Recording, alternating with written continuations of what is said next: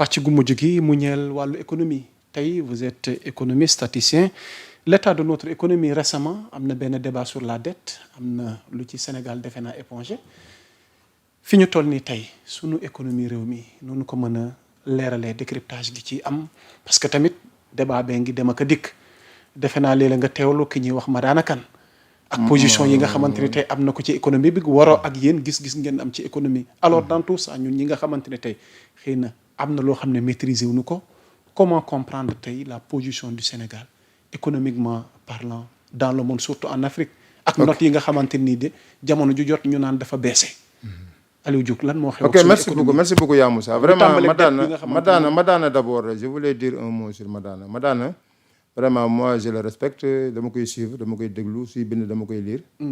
Mais li ma remarqué mooy il ne parle pas avec une expérience de l'État. Il parle avec son expérience de banque et de secteur privé xamul État. Par exemple les appréciations qu'il fait sur la gestion des finances publiques parfois il passe carrément à côté loolu vraiment man bëggoon naa sax vraiment toog ak moom bu ko defee buñ ci discuter nii muy ñuy discuter. peut-être bu jógee foofu waaw c'est ça waaw peut-être bu jógee foofu. bu jógee foofu man yaakaar naa ne bu ñu toogoon man ak moom débat nii bu jógee ci débat boobu. dina reconsidérer waat ay positions yu bari yu muy am parce que par manque de compréhension la te si manque de compréhension yooyu ma wax ko rek déjà présent que dans la gestion des finances publiques. dafa am lu ñuy wooye le financement ak lu ñuy wooye le refinancement le financement mooy surtout le financement du déficit budgétaire ak le refinancement de la dette mu nekk ñaari affaires yoo xam ne bokkul te niñ koy appréhender bokkul loolu bëgg naa peut-être bu si defee documentation dina ko gën a comprendre parce que analyse yi mi def yëpp loolu boo comprendre loolu rek analyse yi nga def yëpp day daanu du baax te moom d'abord loolu je l'ai écouté à 2 reprises mais gis naa ne déglu naa ko fii Sénégal 7 avec une dame avec Lalla déglu naa ko la dernière fois à Sen TV dans l'émission Sen Show je pense mais analyse mi def pertinente na mais xam nga hypothèse de base yi ngay travailler moom bu fekkee dafa baaxul rek li nga def yëpp day màbb. Qu'est-ce que vous lui reprochez? li ma koy reprocher non li ma koy reprocher mooy comme il aime parler de l'État et des finances publiques na ko xoolaat bu baax.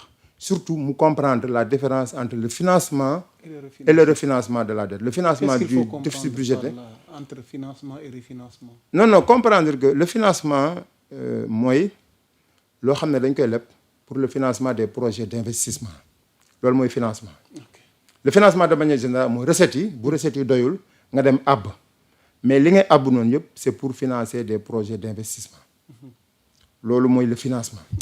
Le refinancement de la dette mooy ay leb yoo xam ne da nga koy leb pour fatt bor leb ko pour fay bor donc gis nga ñaar yi donc nañ koy analyser bokkul loolu boo ko xamul rek li ngay expliquer yëpp du baax donc loolu man bëgg naa daal loolu mooy le premier point mooy le début moom lu mu comprendre léegi nag li si des aussi mooy tout ce qui est relatif à la gestion publique à la comptabilité publique et tout ça boo ko xamul par exemple nu ñu tëggee la loi organique relative à la loi des finances boo xamul lan la ñu consigné sur le décret 2014-1472 boo xamul lan moo nekk ci décret 2020-978 donc yooyu yëpp dafa nekk ay soubassement yoo xam ne boo ko xamul ba pare di wax ci affaire de finance publique da ngay wax ni xel mu rafet rek mais li ngay wax du bokk exactement ak li am donc loolu moo nekkoon la première chose la deuxième chose nag mooy par rapport ak ay dettes ak yooyu ñuy wax bari na sax lu ñu ci mën a wax tout ça mais dama ci bëggoon a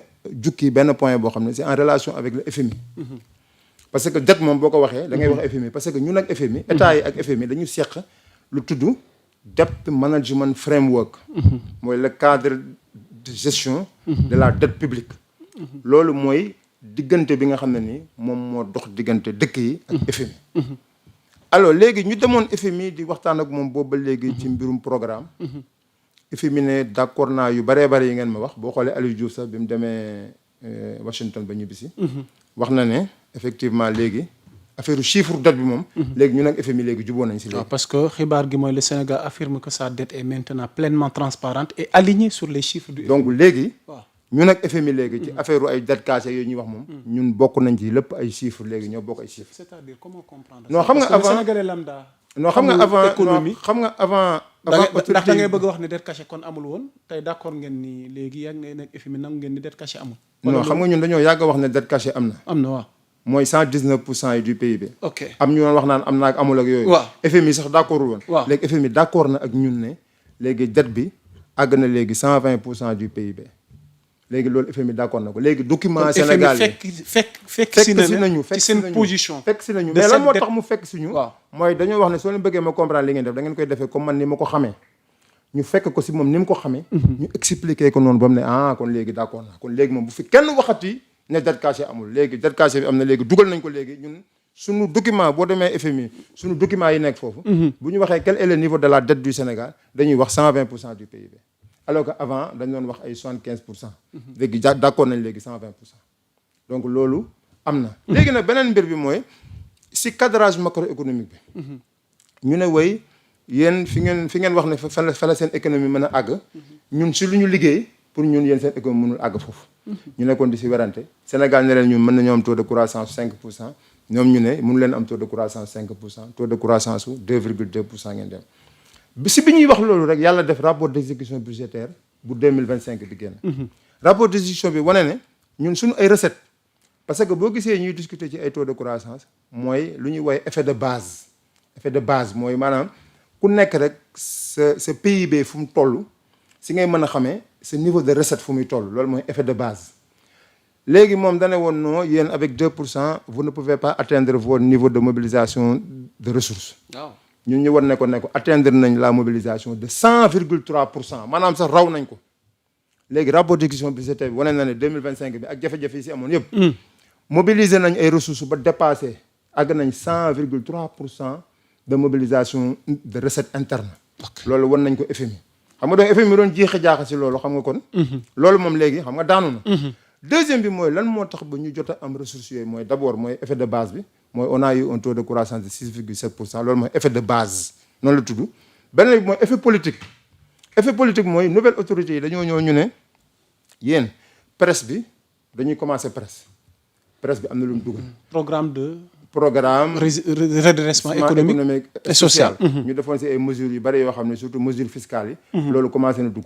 mais ñaareel bi mooy Sénégal ñëpp dañu wax naan les dépenses fiscales exonération fiscale yi dafa bari ñëpp d'accord nañ ko. exonération fiscale yi ñu wàññi ko bu baax a baax ba nga xam ne loolu aussi am na njeexital. troisième bi nag mooy lu ñuy woowee l'effet exceptionnel. effet exceptionnel mooy ay recettes non fiscales. yoo xam ne en général dafay fixe. par exemple yow redevance bi yéen bu fekkee da ngeen defee redevance yéen xam nga chaque année redevance bi du changer. mais ren gis nañ ne redevance yëpp dañoo yokk boo xoolee revenus yi ñu am sur le portefeuille de l'État dafa yokk. boo xoolee par exemple la redevance radioélectrique boo xoolee dafa yokk. boo xoolee ressources yi ñuy am daal en tout cas mun nekkoon yëpp ay redevance dafa yokk léegi nag ñetti effets yooyu moo tax ba Sénégal mën a am tey ay niveau de mobilisation de ressources yu exceptionnel. yoo xam ne loolu FMI bu ci sukkandikoo.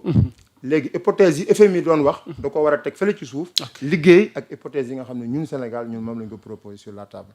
donc loolu nekk na loo xam ne bu ñu ko réglé woon rek déjà affaire programme avec le FMI moom day féete boor. léegi nag man le programme avec le FMI man maa ngi ñaan Sénégalais yi même bu ñu signé contrat bu kenn fecc bu kenn tëgg.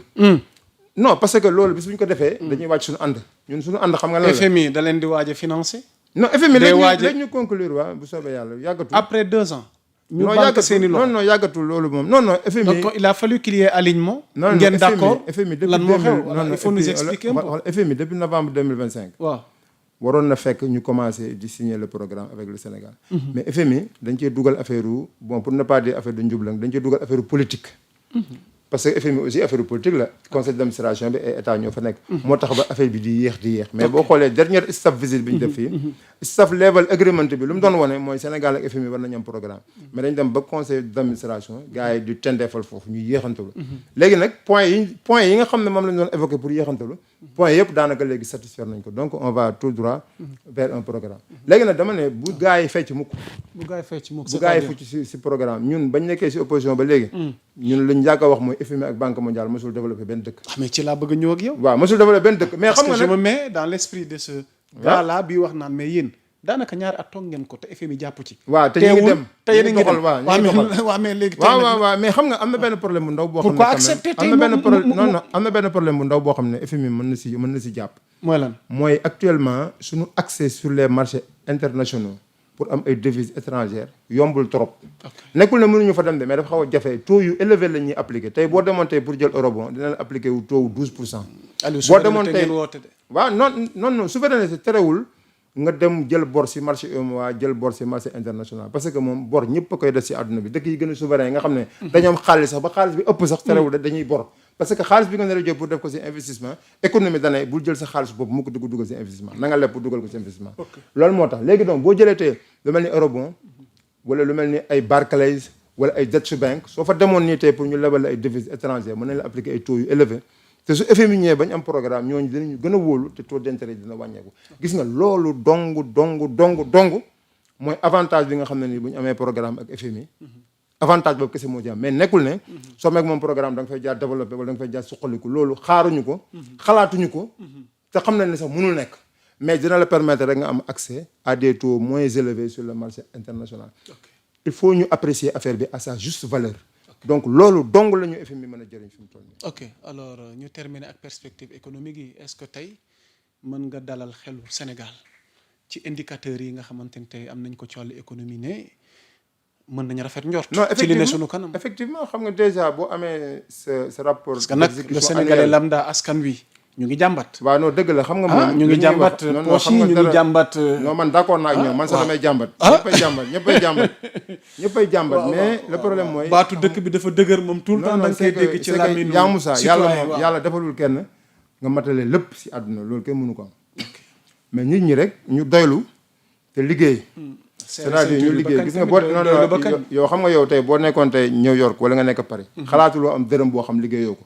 1 cent mënoo ko am États-Unis te liggéeyoo ko ñu fay la ko mënoo ko am fenn amul kenn ku la koy may Sénégal ba léegi xam nga Sénégal mën ngaa lijjanti léegi 10 000 te doo ko liggéey mën nga lijjanti léegi 5 000 doo ko liggéey donc loolu optimum yooyu dañ cee war a àgg donc léegi nag man su ma gisee Sénégalais ñu naan dëkk bi doxatul mooy yooyu noonu peut-être moo wàññeeku yooyu mais ñi doon liggéey ba léegi ñu ngi liggéey ñu leen di fay ñu doon liggéey amul kenn ku doon liggéey ñu wàññi salaire am wala ñu ne ko fayatuñ la parce que dëkk bi dafa dëgër peut-être que facilité yi doon am ni ci suuf nga xam ne Sénégal dëkku teranga la dañ doon weccantoo teranga yi sans problème loolu peut-être que wàññeeku na parce que li ngay yor aussi bu fekkee ne doyatu la dara xam nga doo ko mën a partage yooyu xam naa ne wàññeeku na te man sax xam naa si dara yooyu wàññeeku na d'accord naa loolu mais vraiment du point de vue de l'économie ñi nga xam ne aussi dañ doon wut liggéey amuñu liggéey nañ ñëpp Sénégalais yi xam ne capacité économique bu Sénégal fi mu toll nii mooy bu téeméeri nit demee wuti liggéey dana am 20 yoo xam ne du ñu am loolu mooy Sénégal noonu la économie bi tëddee bu nit ñi demee 100 personnes bu ñu demee wuti liggéey 80 yi dinañ am liggéey 20 yi du ñu am liggéey